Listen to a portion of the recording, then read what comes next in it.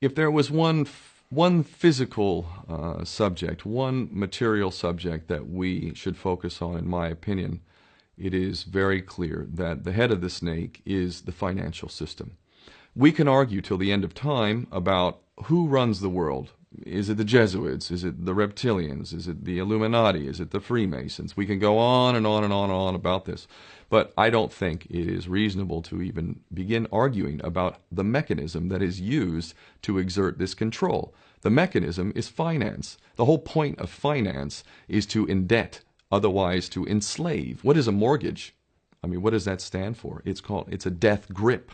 So when you get a mortgage, you have a death grip held over you because you are in debt. You don't even own the house. The bank owns the house that loans you the money to buy the house, unless you're fortunate enough to have all the money to buy it outright. And even then, you can be taxed by the government, and if you fail to keep up with those taxes, the government can then take it from you. The whole system is based on a financial fraud, which effectively takes the power that we have and it gives it to a tiny group of individuals who are running the world through the control of finance. With the infinite supply of money that we have allowed them to take, they have literally an infinite supply of money, and with that money, and from their psychopathic point of view, they have bought everything and everyone who can be bought. So those of us who cannot be bought, because we operate on a level that goes way beyond the material, we are not rewarded for such behavior, we are punished for such behavior. And the most slovenly, disgustingly criminal, pedophilia, corrupt moral individuals, those are the ones that are rewarded in this system, which is upside down. We reward the pedophiles, we reward the corrupt, we reward the liars, we reward the people with no morals at all, and usually we compromise them under this system in terms of maybe a videotape. Maybe Barack Obama is gay. Maybe we have videotape of him having sex with another man, or perhaps some other acts that may be not so popular amongst many of the electorate. Or maybe we have videos of political leaders having sex with little boys or little girls. If I was in charge of the world and I was a psychopath and completely drunk on my own power, you can bet damn sure that's what I would do.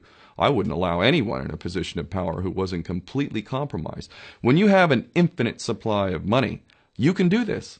Take that supply of money away, take that power back, put it in the hands of the people, get rid of fractional reserve banking, which is an obscenity in itself. Listen to the lessons of Jesus Christ. If you're a Christian who got really pissed off when he went to the temple and he saw what the money changers were doing, let's take back control of the issuance of money, and not just on a national level. I'm happy to see in Denmark that you have your own currency, you don't have the euro, but on every country's level, they should be issuing their own currency in a transparent, non-usury based way in which it really, truly benefits the people. And in that way, we can literally free ourselves of the banking debt which is drowning us all, and we can stop scrambling for the crumbs from the table of these filthy rich psychopaths and live in a state of abundance just by changing this one thing. And I'm not just talking about abundance for Western nations who have an artificially inflated value with their currencies. We all in the West are guilty of having that reward while the rest of the world is sucking on it. Every nation in the world can use a sensible financial policy to liberate themselves, to have world-class education, infrastructure.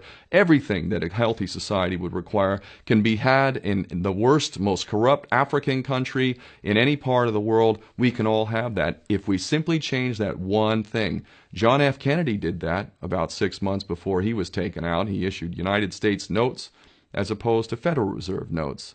I can assure you the powers that be knew the power of that act, and they took him right out. So the bottom line is, if we as people understand this very simple principle, just this one thing, change this one thing, we can solve every other problem you can name. I don't care what the problem is.